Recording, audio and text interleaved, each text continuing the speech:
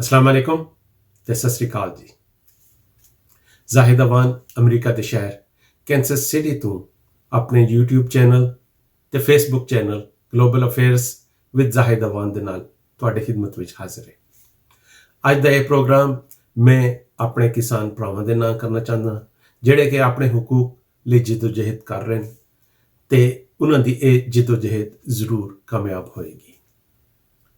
ਮੇਰਾ किसान अंदोलन ਦੇ ਨਾਲ ਕੋਈ ਡਾਇਰੈਕਟ ਤਲਕ ਤੇ ਨਹੀਂ ਬਣਦਾ ਹੈ, ਲੇਕਿਨ ਮੇਰੇ ਦੋ ਤਲਕ ਜ਼ਰੂਰ ਬਣਦੇ ਨੇ। ਇੱਕ ਇਹ ਕਿ ਮੈਂ ਪੰਜਾਬ ਦੇ ਵਿੱਚ ਪੈਦਾ ਹੋਇਆ, ਪੰਜਾਬੀ ਮੇਰੀ ਜ਼ੁਬਾਨ ਹੈ ਤੇ ਮੇਰੇ ਵਾਲਿदैन ਕਿਸਾਨ ਸਨ। ਦੂਸਰਾ ਤਲਕ ਇਹ ਬਣਦਾ ਹੈ ਕਿ ਮੈਂ ਪਿਛਲੇ 28 ਸਾਲਾਂ ਤੋਂ ਅਮਰੀਕਾ ਦੀ ਰਿਆਸਤ ਕੈਂਸਸ ਦੇ ਵਿੱਚ ਰਿਹਾਇਸ਼ ਪਜ਼ੀਰ ਹਾਂ, ਜਿਹੜੀ ਕਿ ਬਿਲਕੁਲ ਪੰਜਾਬ ਵਾਂਗ ਹੈ। ਜ਼ਰੀ ਜ਼ਮੀਨ ਨੇ, ਸਬਜ਼ਾ ਹਰ ਤਰਫ ਹੈ ਤੇ ਇੱਥੇ ਦੇ ਜਿਹੜੇ ਹਾਲਾਤ ਆ, ਮੈਂ ਜਦੋਂ ਤੁਹਾਨੂੰ ਪੂਰੀ ਸਟੋਰੀ ਸੁਣਾਵਾਂਗਾ ਤਾਂ ਤੁਹਾਨੂੰ ਸਮਝ ਆ ਜਾਏਗੀ ਕਿ ਕੈਂਸਸ ਦੇ ਵਿੱਚ ਛੋਟੇ ਕਿਸਾਨਾਂ ਦੇ ਨਾਲ ਕੀ ਹਸ਼ਰ ਹੋਇਆ ਹੈ। ਔਰ ਅੱਜ ਜਿਨ੍ਹਾਂ ਹਕੂਕ ਲਈ ਪੰਜਾਬ ਦੇ ਕਿਸਾਨ ਭਰਾ ਆਪਣੀ ਕੋਸ਼ਿਸ਼ ਵਿੱਚ ਲੱਗੇ ਨੇ, ਉਸ ਤਹਿਰੀਕ ਦੇ ਵਿੱਚ ਅਗਰ ਉਹ ਕਾਮਯਾਬ ਨਾ ਹੋਏ ਤੇ ਫਿਰ ਉਹਨਾਂ ਦਾ ਵੀ ਹਾਲ ਉਹੀ ਹੋਣਾ ਹੈ ਜਿਹੜਾ ਕਿ ਕੈਂਸਸ ਦੇ ਵਿੱਚ ਛੋਟੇ ਕਿਸਾਨਾਂ ਦੇ ਨਾਲ ਹੋਇਆ ਹੈ।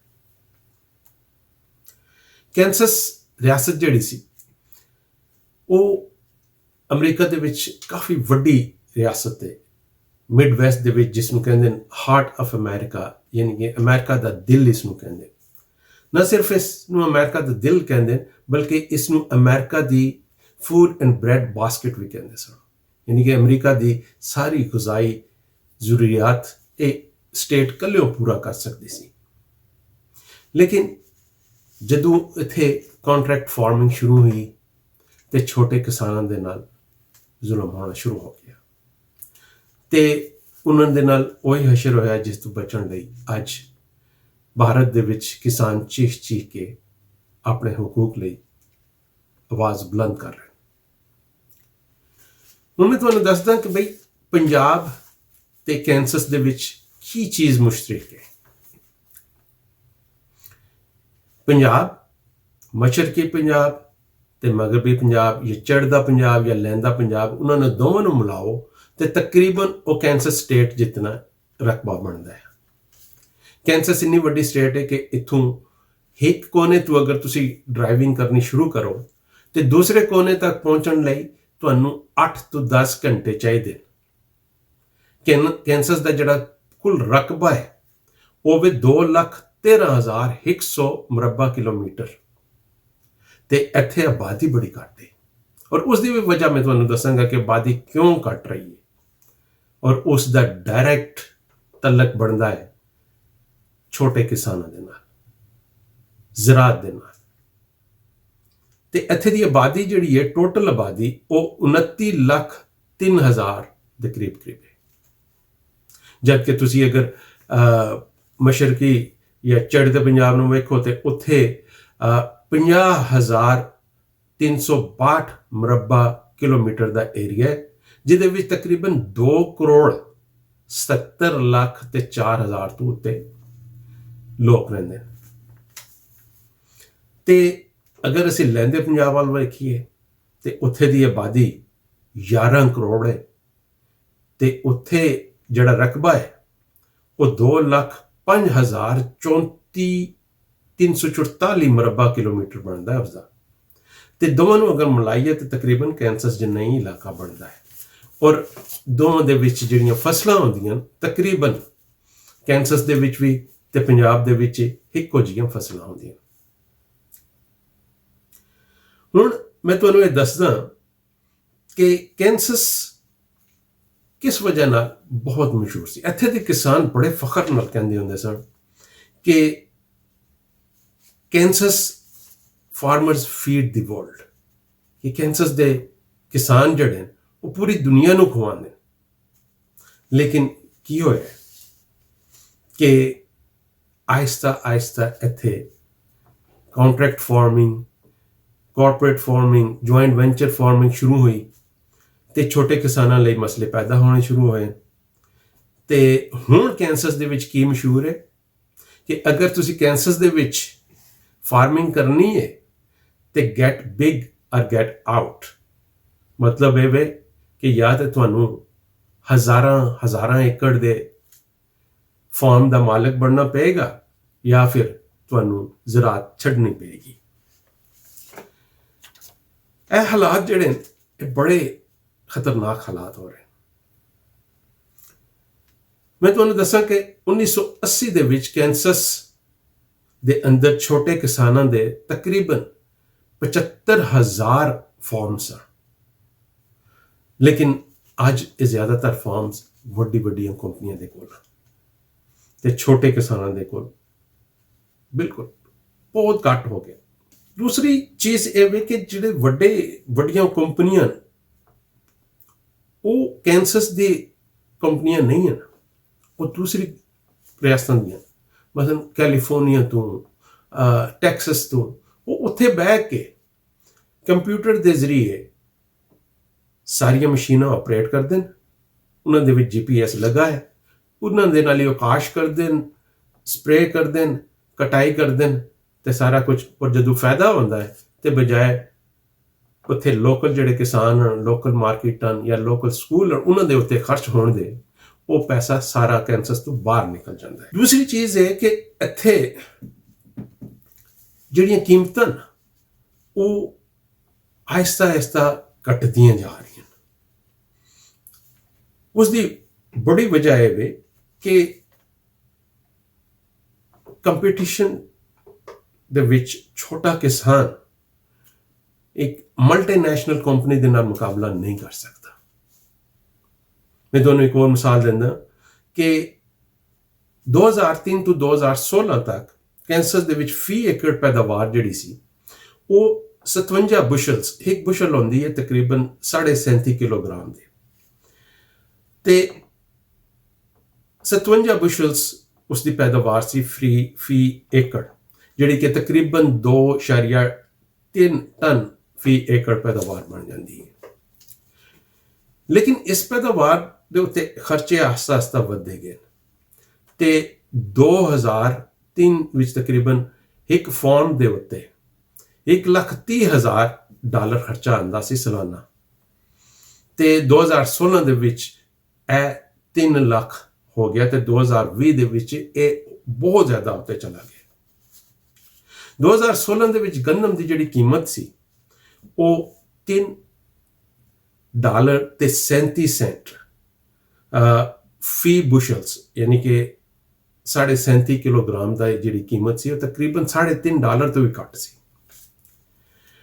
ਜਦ ਕਿ 8 ਸਾਲ ਪਹਿਲੇ ਇਸ ਦੀ ਕੀਮਤ ਜਿਹੜੀ ਸੀ ਉਹ $6.5 ਦੇ ਕਰੀਬ ਸੀ, ਤੇ ਹੁਣ 2018 ਤੇ 20 ਦੇ ਵਿੱਚ ਜਾ ਕੇ ਇਹ ਬੜੀ ਮੁਸ਼ਕਿਲ ਨਾਲ $6 ਫੀ ਬੁਸ਼ਲ ਸੇ ਪਹੁੰਚੀ ਹੈ। 2016 ਦੇ ਵਿੱਚ 8.2 ਮਿਲੀਅਨ ਏਕੜ ਜ਼ਮੀਨ, ਯਾਨੀ ਕਿ 82 ਲੱਖ ਏਕੜ ਜ਼ਮੀਨ ਕੈਂਸਸ ਦੇ ਵਿੱਚ ਕਾਸ਼ਤ ਕੀਤੀ ਗਈ ਸੀ, ਜਿਸ ਦੇ ਵਿੱਚ ਜਿਹੜੀ ਪੈਦਾਵਾਰ ਹੋਈ ਸੀ ਉਹ 467 ਮਿਲੀਅਨ ਬੁਸ਼ਲਸ, ਤੇ ਇਹ ਤਕਰੀਬਨ ਇੰਨਾ ਰਕਬਾ ਬਣਦਾ ਜਿੰਨਾ ਨਿਊ ਜਰਸੀ ਜੈਸਾ। ਤੇ ਫੀ ਏਕੜ ਅਗਰ ਹਿਸਾਬ ਲਾਇਆ ਜਾਏ ਤੇ ਤਕਰੀਬਨ 3.4 ਟਨ ਫੀ ਏਕੜ ਪੈਦਾਵਾਰ ਹੋਈ ਸੀ, ਜਿਹੜੇ ਕਿ ਅਮਰੀਕਾ ਦੇ ਵਿੱਚ ਕੁੱਲ ਪੈਦਾਵਾਰ ਦਾ ਤਕਰੀਬਨ 20% ਹਿੱਸਾ ਬਣਦਾ ਹੈ। ਤੇ ਅਮੂਮਨ ਕੈਂਸਸ ਸਟੇਟ ਜਿਹੜੀ ਸੀ ਉਹ ਅਮਰੀਕਾ ਦੇ ਵਿੱਚ ਗੰਦਮ ਦੀ ਪੈਦਾਵਾਰ ਤੇ ਮਕਈ ਦੀ ਪੈਦਾਵਾਰ ਵਿੱਚ ਨੰਬਰ 1 ਆਉਂਦੀ ਸੀ ਪੂਰੇ ਅਮਰੀਕਾ ਦੇ ਵਿੱਚ ਬਾਕੀ ਰਿਆਸਤਾਂ ਤੋਂ। ਲੇਕਿਨ ਅੱਜ ਕੱਲ ਕੁਝ 2017 ਤੋਂ ਬਾਅਦ ਆਇਵਾ ਤੇ ਨਾਰਥ ਡਿਕੋਟਾ ਦੀ ਪੈਦਾਵਾਰ ਜ਼ਰਾ ਜ਼ਿਆਦਾ ਹੋ ਰਹੀ ਹੈ।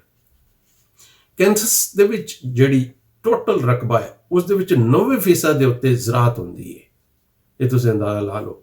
ਬਾਕੀ 10% ਦੇ ਉੱਤੇ ਸ਼ਹਿਰ ਜਾਂ ਫੈਕਟਰੀਆਂ ਜਾਂ ਦੂਸਰੀ ਤੀਸਰੀਆਂ ਚੀਜ਼ਾਂ, 90% ਜਿਹੜੀ ਹੈ ਉਹ ਸਾਰੀ ਜ਼ਰਾਤ ਹੈ। ਤੇ ਇਸ ਦੇ ਵਿੱਚ ਕਿਸਾਨ 2-3 ਸਾਲ ਤੋਂ ਗੰਦਮ ਦੀਆਂ ਜਿਹੜੀਆਂ ਕੀਮਤਾਂ ਉਹ ਕਮ ਹੋਣ ਦੀ ਵਜ੍ਹਾ ਨਾਲ ਉਹਨਾਂ ਦੀ ਜਿਹੜੀ ਕਟਾਈ ਤੋਂ ਬਾਅਦ ਫਸਲਾਂ ਮਤਲਬ ਗੰਦਮ ਹੈ ਉਹ 2 ਤੋਂ 3 ਸਾਲ ਤੱਕ ਤਰਪਾਲਾਂ ਦੇ ਤੱਲੇ ਪਈ ਰਹਿੰਦੀ ਹੈ, ਇਸ ਵਜ੍ਹਾ ਨਾਲ ਕਿ ਉਹ ਉਸ ਦੇ ਵਿਕਣ ਦਾ ਇੰਤਜ਼ਾਰ ਕਰਦੇ ਨੇ ਕਿ ਉਹਨਾਂ ਨੂੰ ਅੱਛੀ ਕੀਮਤ ਮਿਲ ਜਾਏ ਤੇ ਉਹ ਸ਼ਾਇਦ ਉਹਨਾਂ ਦੇ ਖਰਚੇ ਪੂਰੇ ਹੋ ਜਾਣ, ਲੇਕਿਨ ਇਸ ਤਰ੍ਹਾਂ ਬਹੁਤ ਘੱਟ ਹੁੰਦਾ ਹੈ। ਹੁਣ ਇੱਥੇ ਦੇਖੋ ਕਿ सूरत हाल इस कदर खराब हो गई है कि छोटे किसान जड़े ना वो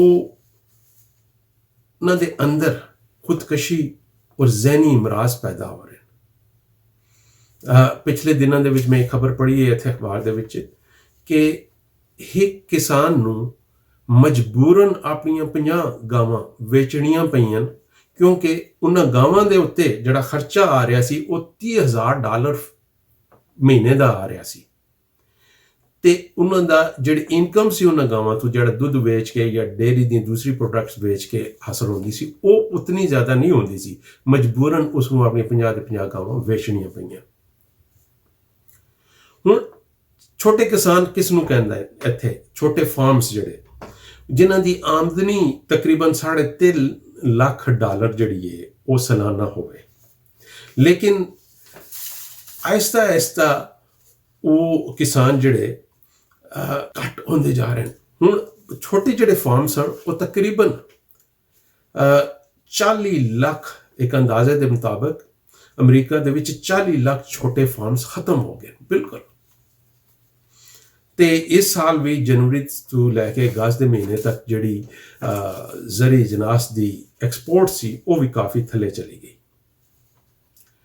अच्छा, अमरीकी किसानों का यह ख्याल है कि हुकूमती पॉलिसियां जिहड़ियां ने इत्थे सरकार दियां जिहड़ियां पॉलिसियां ने या उन्होंने जिहड़े कानून वो सिर्फ और सिर्फ बड़े किसानों के जिहड़े कॉरपोरेट्स ते मल्टीनैशनल कंपनियों के फॉर्म उन्होंने प्रोटैक्ट करते हैं, छोटे किसानों को बहुत घट प्रोटैक्शन मिलती है। पिछले दिनों च अमरीकी सदर डोनाल्ड ट्रंप के जिहड़े वजीर ज़राअत थे सोनी पैडो वो कहते हैं कि भाई अमरीका दे विच वड्डा किसान जिहड़ा है वो होर वड्डा हो रहा है ते छोटा किसान हालात तो तंग आके ज़राअत छोड़ रहा है।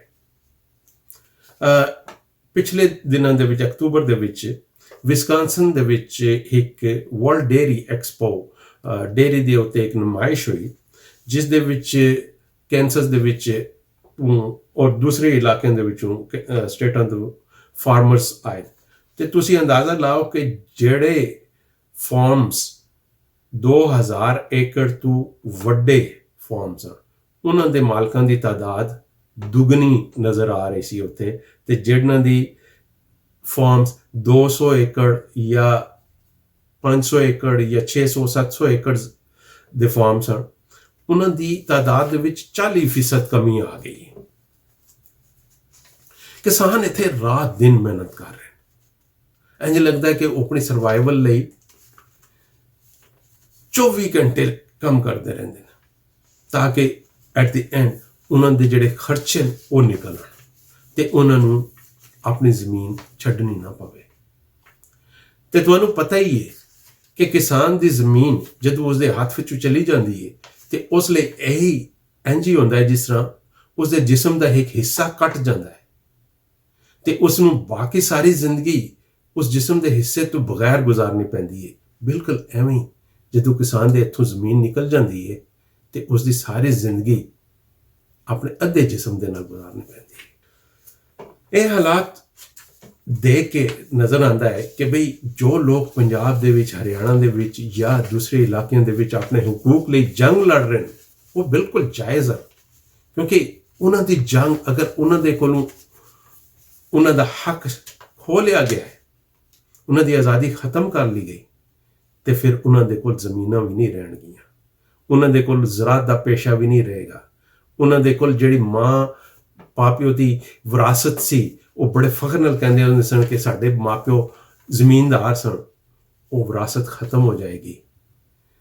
हुण अमरीका दे विच जिहड़ी फार्मिंग है वो वड्डियां वड्डियां कंपनियां दे हत्थ है ते उसका नुकसान बड़ा की होता है वो ये कि वो वड्डियां कंपनियां फायदा जदों कमांदियां ते वो बाहर लै जांदियां ਲੇਕਿਨ ਪਹਿਲੇ ਛੋਟੇ ਕਿਸਾਨ ਤੇ ਉੱਥੇ ਆਪੇ ਜਦੋਂ ਫਾਇਦਾ ਹੁੰਦਾ ਸੀ ਉੱਥੇ ਇਲਾਕੇ ਦੇ ਵਿੱਚ ਖਰਚ ਕਰਦੇ ਸਨ, ਉੱਥੇ ਮੇਲੇ ਵੀ ਲੱਗਦੇ ਸਨ, ਇੱਥੇ ਨੁਮਾਇਸ਼ਾਂ ਵੀ ਲੱਗਦੀਆਂ ਸਨ ਤੇ ਮਸ਼ੀਨਾਂ ਵੀ ਵਿਕਦੀਆਂ ਸਨ, ਹਰ ਚੀਜ਼ ਕਾਰੋਬਾਰ ਉੱਤੇ ਜਾਂਦਾ ਸੀ, ਸਕੂਲ ਅੱਛੇ ਸਨ। ਲੇਕਿਨ ਜਦੋਂ ਇਹ ਪੈਸਾ ਵੱਡੀਆਂ ਕੰਪਨੀਆਂ ਦੇ ਹੱਥ ਆ ਗਿਆ ਤੇ ਉਹ ਤੇ ਬਾਹਰ ਲੈ ਗਈਆਂ ਤੇ ਲੋਕਲ ਜਿਹੜੇ ਸਕੂਲ ਸਨ ਉਹ ਹਟ ਹੋਣਾ ਸ਼ੁਰੂ ਹੋ ਗਏ। ਇਸੇ ਤਰ੍ਹਾਂ ਜਿਹੜੀ ਮਾਰਕੀਟਾਂ ਸਨ ਉਹ ਆਸਤਾ ਆਸਤਾ ਬੰਦ ਹੋਣੀਆਂ ਸ਼ੁਰੂ ਹੋ ਗਈਆਂ। ਤੇ ਪਿਛਲੇ ਦਿਨਾਂ 'ਚ ਅਖਬਾਰ ਦੇ ਵਿੱਚ ਆਇਆ ਕਿ ਅਮਰੀਕਾ ਦੇ ਮਿਡ ਵੈਸਟ ਰਿਆਸਤਾਂ ਦੇ ਵਿੱਚ ਜਿਹੜੇ ਦੇਹੀ ਇਲਾਕੇ ਨੇ, ਰੂਰਲ ਏਰੀਆ ਜਿਹੜਾ ਹੈ, ਉਸ ਦੇ ਵਿੱਚ ਪਿਛਲੇ ਸਿਰਫ 4 ਸਾਲਾਂ ਦੇ ਵਿੱਚ 4400 ਸਕੂਲ ਬੰਦ ਹੋ ਗਏ ਕਿਉਂਕਿ ਉਹਨਾਂ ਦੇ ਖਰਚੇ ਲਈ ਪੈਸੇ ਕੋਈ ਨਹੀਂ ਸਨ। ਇਸੇ ਤਰੀਕੇ ਦੇ ਨਾਲ ਪਹਿਲੇ ਇਹ ਹੁੰਦਾ ਸੀ ਕੈਂਸਸ ਦੇ ਵਿੱਚ ਤੁਸੀਂ ਅਗਰ ਰੂਰਲ ਏਰੀਆ ਦੇ ਵਿੱਚ ਜਾਓ ਤੇ ਤੁਹਾਨੂੰ ਬੇਸ਼ੁਮਾਰ ਲੋਕੀ ਨਜ਼ਰ ਆਉਂਦੇ ਸਨ। ਹੁਣ ਤੁਹਾਨੂੰ ਬੇਸ਼ੁਮਾਰ ਮਸ਼ੀਨਾਂ ਨਜ਼ਰ ਆਉਣਗੀਆਂ, ਲੋਕੀ ਨਜ਼ਰ ਨਹੀਂ ਆਉਣਗੇ। ਕਿਸਾਨ ਖਤਮ ਹੁੰਦੇ ਜਾ ਰਹੇ, ਵੱਡੇ ਵੱਡੇ ਫਾਰਮਸ ਹਨ, ਜ਼ਮੀਨਾਂ ਵੀ ਕਾਸ਼ਤ ਹੋ ਰਹੀਆਂ, ਲੇਕਿਨ ਵੱਡੇ ਵੱਡੇ ਓਨਰਸ ਜਿਹੜੀਆਂ ਵੱਡੀਆਂ ਕੰਪਨੀਆਂ ਉਹਨਾਂ ਦੀ ਮਾਲਕੀਅਤ ਦੇ ਵਿੱਚ ਹਨ। ਕਿਸਾਨ ਉੱਥੇ ਨਹੀਂ ਬੈਠਦਾ, ਉਹ ਮਸ਼ੀਨਾਂ ਦੇ ਜ਼ਰੀਏ ਕੰਮ ਹੁੰਦਾ ਹੈ। ਤੇ ਪਿਛਲੇ ਦਿਨਾਂ 'ਚ ਇੱਕ ਤੁਸੀਂ ਵੀ YouTube ਤੇ ਜਾ ਕੇ ਗੂਗਲ ਕਰ ਸਕਦੇ ਹੋ, ਇੱਕ ਜਰਨਲਿਸਟ ਨੇ ਬੜਾ ਵੱਡਾ ਕਾਲਮ ਲਿਖਿਆ ਹੈ ਅਖਬਾਰ ਦੇ ਵਿੱਚ, ਔਰ ਉਸ ਦਾ ਇਹ ਸੀ ਕਿ ਉਨਵਾਨ ਤੁਸੀਂ ਅਗਰ YouTube ਤੇ ਪਾਓ ਤੇ rural Kansas is dying and I have to drive 1800 miles to find out why। ਮਤਲਬ ਇਹ ਕਿ ਰੂਰਲ ਕੈਂਸਸ ਜਿਹੜਾ ਦੇਹੀ ਕੈਂਸਸ ਹੈ ਉਹ ਮਰ ਰਿਹਾ ਹੈ, ਔਰ ਮੈਨੂੰ 1800 ਮੀਲ ਸਫ਼ਰ ਕਰਨਾ ਪਿਆ ਹੈ ਕੈਂਸਸ ਦੇ ਅੰਦਰ ਤਾਂ ਕਿ ਮੈਨੂੰ ਮਾਲੂਮ ਹੋ ਸਕੇ, ਮੈਨੂੰ ਪਤਾ ਚੱਲ ਸਕੇ ਕਿ ਇਸ ਦੀ ਵਜ੍ਹਾ ਕੀ ਹੈ, ਮੌਤ ਦੀ ਵਜ੍ਹਾ ਕੀ ਹੈ। ਉਸ ਦੀ ਮੌਤ ਦੀ ਵਜ੍ਹਾ ਸਿਰਫ ਔਰ ਸਿਰਫ ਇਹ ਹੈ, ਵੱਡੀਆਂ ਕੰਪਨੀਆਂ ਨੇ ਜਿਹੜਾ ਉਸ 'ਤੇ ਕੰਟਰੋਲ ਕਰ ਲਏ, ਉੱਥੇ ਮਸ਼ੀਨਾਂ ਆ ਗਈਆਂ। ਹੁਣ ਲੋਕੀ ਜਦੋਂ ਆਪਣੀਆਂ ਫਸਲਾਂ ਨਹੀਂ ਵੇਚ ਸਕਦੀਆਂ, ਆਪਣੇ ਗਾਂ ਨਹੀਂ ਵੇਚ ਸਕਦੇ, ਉਹਨਾਂ ਦੀਆਂ ਕੀਮਤਾਂ ਸਹੀ ਨਹੀਂ ਮਿਲ ਸਕਦੀਆਂ, ਉਹ ਫਿਰ ਕੀ ਕਰਦੇ? ਮਜਬੂਰਨ ਉਹਨਾਂ ਨੂੰ ਆਪਣਾ ਫਾਰਮ ਵੇਚਣਾ ਪੈਂਦਾ ਹੈ। ਉਹ ਫਾਰਮ ਫਿਰ ਅੱਗੇ ਵੱਡੇ ਕਿਸਾਨਾਂ ਅੱਗੇ ਵੇਚ ਕੇ, ਵੱਡੇ ਫਾਰਮਰਸ ਦੇ, ਤੇ ਉਹ ਉੱਥੋਂ ਨਿਕਲ ਜਾਂਦੇ ਨੇ। ਉਸ ਦੀ ਵੱਡੀ ਜਿਹੜੀ ਮਸਲਾ ਪੈਦਾ ਹੋ ਰਿਹਾ ਉਹ ਇਹ ਹੋ ਰਿਹਾ ਕਿ ਕੈਂਸਸ ਦੇ ਵਿੱਚ ਆਬਾਦੀ ਘਟ ਰਹੀ ਹੈ, ਔਰ ਉਸ ਆਬਾਦੀ ਦੇ ਘਟਣ ਲਈ ਜਿਹੜਾ ਸਾਰਿਆਂ ਤੋਂ ਵੱਡਾ ਨੁਕਸਾਨ ਸਾਨੂੰ ਨਜ਼ਰ ਆ ਰਿਹਾ ਹੈ ਉਹ ਇਹ ਵੇ ਕਿ ਜਿਹੜੀ ਆਬਾਦੀ ਦੇ ਤਨਾਸਬ ਦੇ ਨਾਲ ਕੈਂਸਸ ਨੂੰ ਕਾਂਗਰਸ ਦੇ ਵਿੱਚ ਸੀਟਾਂ ਮਿਲੀਆਂ ਸਨ, ਉਹਨਾਂ ਸੀਟਾਂ ਦੀ ਤਾਦਾਦ ਵੀ ਘੱਟ ਹੋ ਜਾਏਗੀ। ਲਿਹਾਜ਼ਾ ਇਹ ਜਿਹੜੀ ਤਹਿਰੀਕ ਹੈ ਇਸ ਨੂੰ ਤੁਸੀਂ ਜ਼ਿੰਦਾ ਰੱਖੋ ਔਰ ਆਪਣੇ ਹਕੂਕ ਤੇ ਕੋਈ ਸਮਝੌਤਾ ਨਾ ਕਰੋ, ਕਿਉਂਕਿ ਤੁਹਾਡੀ ਜ਼ਮੀਨ ਹੈ ਤੇ ਤੁਹਾਡਾ ਸਭ ਕੁਝ ਹੈ। ਅਗਰ ਤੁਹਾਡੇ ਕੋਲ ਜ਼ਮੀਨ ਨਹੀਂ ਹੈ, ਤੁਹਾਡੇ ਕੋਲ ਤੁਹਾਡੇ ਹਕੂਕ ਨਹੀਂ ਹਨ, ਤੁਸੀਂ ਆਪਣੀ ਮਰਜ਼ੀ ਦੇ ਨਾਲ ਫਸਲ ਵੇਚ ਨਹੀਂ ਸਕਦੇ ਹੋ, ਤੇ ਫਿਰ ਤੁਹਾਨੂੰ ਉਹ ਇਲਾਕਾ ਛੱਡਣਾ ਪਏਗਾ। ਤੇ ਮੈਂ ਆਪਣੀਆਂ ਦੁਆਵਾਂ ਤੇ ਆਪਣੀਆਂ ਹਮਦਰਦੀਆਂ ਦੇ ਨਾਲ ਤੁਹਾਡੇ ਲਈ ਦੁਆ ਕਰਦਾ ਕਿ ਤੁਸੀਂ ਆਪਣੇ ਮਕਸਦ ਵਿੱਚ ਕਾਮਯਾਬ ਹੋਵੋ ਤੇ ਪੰਜਾਬ ਨੂੰ ਉਸੇ ਤਰੀਕੇ ਨਾਲ ਸਰਸਬਜ਼ੋ ਸ਼ਦਾਬ ਤੇ ਹਰਿਆਲਾ ਵੇਖਿਆ ਜਾਏ, ਕਿਸਾਨਾਂ ਦੀ ਮਿਹਨਤ ਦਾ ਉਹਨਾਂ ਨੂੰ ਫਲ ਮਿਲੇ ਔਰ ਉਹਨਾਂ ਦੇ ਚਿਹਰਿਆਂ ਤੇ ਹਮੇਸ਼ਾ ਮੁਸਕਰਾਹਟ ਔਰ ਖੁਸ਼ੀ ਨਜ਼ਰ ਆਵੇ। ਤੇ ਤਦ ਤੱਕ ਮੈਨੂੰ ਇਜਾਜ਼ਤ, ਅੱਲਾ ਤੁਹਾਨੂੰ ਤੁਹਾਡੇ ਮਕਸਦ ਵਿੱਚ ਕਾਮਯਾਬ ਕਰੇ ਤੇ ਰੱਬ ਰਾਖਾ।